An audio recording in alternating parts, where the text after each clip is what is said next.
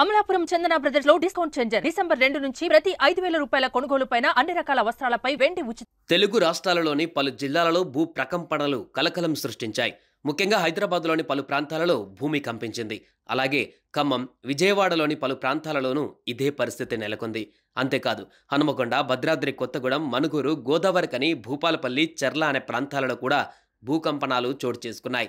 చింతకాని, భద్రాచలం, విజయవాడ, జగ్గయ్యపేట, తిరువురు, గంపాలగూడెం లాంటి ప్రాంతాలలో కూడా పలు సెకండ్ల పాటు భూమి కంపించినట్లు ప్రజలు చెబుతున్నారు.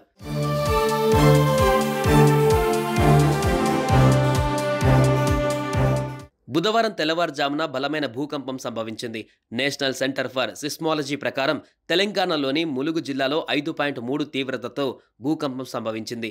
దీని ప్రకంపనలు హైదరాబాద్ వరకు కూడా వ్యాపించాయి. అటు ఆంధ్రప్రదేశ్ రాష్ట్రంలోనూ ప్రకంపనల ప్రభావం కనిపించింది.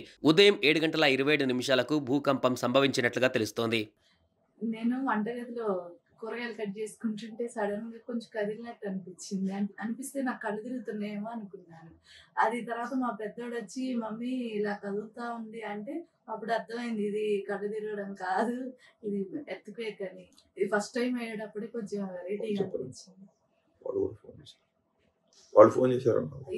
అంతలోపు మా ఫ్రెండ్స్ ఫోన్ చేసి అక్క ఇలా అవుతుంది, మాకు సోఫాలో కూర్చుంటే ఎవరో వచ్చి ఊపినట్టుగా ఊపినట్టుగా అనిపించింది అక్క అంటున్నారు.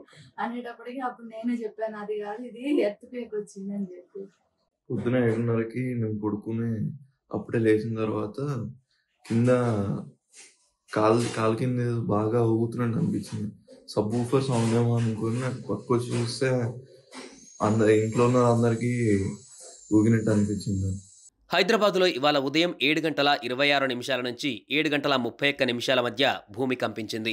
ఇంట్లోని వస్తువులు కింద పడిపోయాయి. దీంతో హైదరాబాద్ ప్రజలు భయాందోళనకు గురయ్యారు.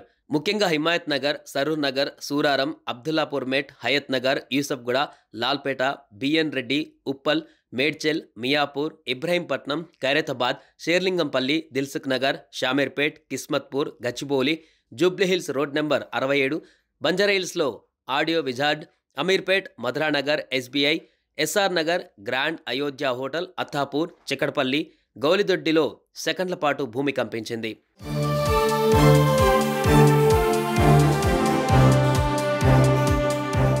హైదరాబాద్లోనే కాదు ఆంధ్రప్రదేశ్, మహారాష్ట్ర, ఛత్తీస్గఢ్లోని కొన్ని ప్రాంతాలలో కూడా భూకంపం సంభవించింది.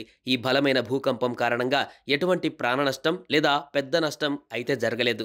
అటు అధికారులు పూర్తి స్థాయిలో పరిస్థితిని అంచనా వేస్తున్నారు. భూకంపనాల సమయంలో ప్రజలు అప్రమత్తంగా ఉండాలని, రద్దీగా ఉండే లేదా సురక్షితంగా లేని భవనాలకు దూరంగా ఉండాలని స్థానికులకు నిపుణులు సూచిస్తున్నారు.